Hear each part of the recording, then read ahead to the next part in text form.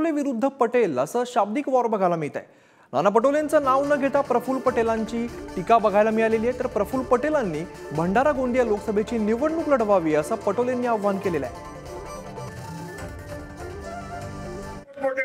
गोष्ट करतात त्यांनी आपल्या तालुक्याचा भला नाही करू शकले, जिल्ह्याचा विकास करण्याची तर फार दूरची गोष्ट झाली आहे।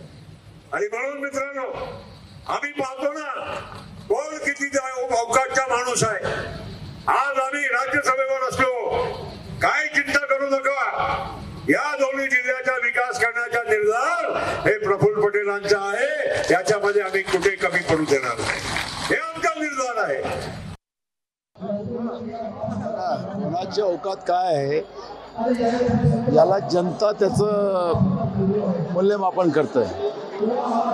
आता ज्या नेत्याला एवढा घमंडच झालेला असेल ते एकदा निवडणुकीमध्ये उभं होऊन जावं, मग त्यांना त्यांचं मूल्यमापन कळेल आणि औकात कळेल।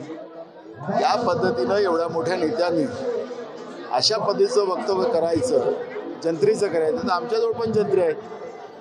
आम्ही कोणाच्या बद्दल व्यक्तिगत जात नाही, पण एवढ्या मोठ्या नेत्यांनी या पद्धतीचं भाषण करावं हे लज्जास्पद।